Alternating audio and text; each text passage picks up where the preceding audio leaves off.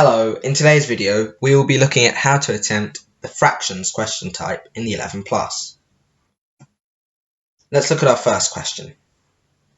This question is asking us to add the fraction 2 over 3 to the fraction 1 over 6. However, when we are doing addition with fractions, the denominators, that is, the bottom number, needs to be equal. In this case, we have 2 over 3 and 1 over 6. So the denominators are not equal. In order to equalize the denominators, we need to first find the lowest common multiple. In this case, it is 6. So we can keep one of the fractions, 1/6, the same. But in order to get this 3 to 6, we need to multiply by 2. So we do that. And we also need to multiply the numerator, or the top number, by 2 as well. So we get 4. So now we're left with 4/6 plus 1/6, and this is equal to 5/6. So there's our answer. Next up, we have a multiplication question. Unlike addition, in a multiplication question, we can do it straight away without changing the denominator.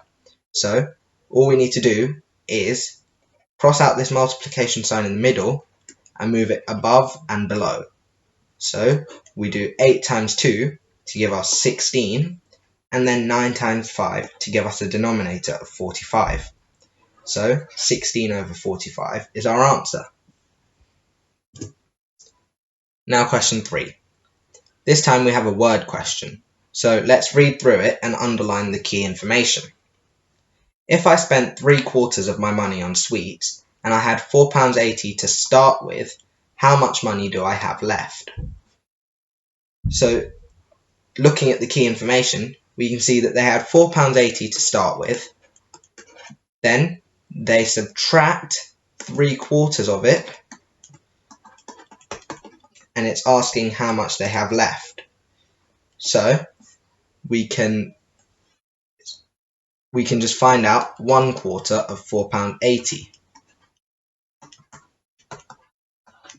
This is equal to £1.20.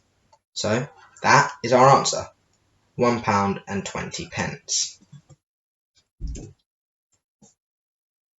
Next up is a subtraction question. We have 14 over 20 minus 4 over 25. Again, like addition, the first step is to find the lowest common multiple. In this case, it is 100. In order to get from 20 to 100, we need to multiply by 5.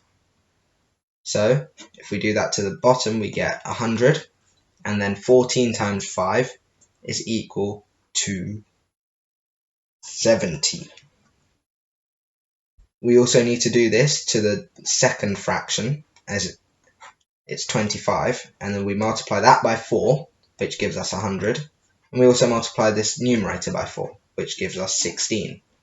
So now we're left with 70 over 100 minus 16 over 100, and this is equal to 54 over 100.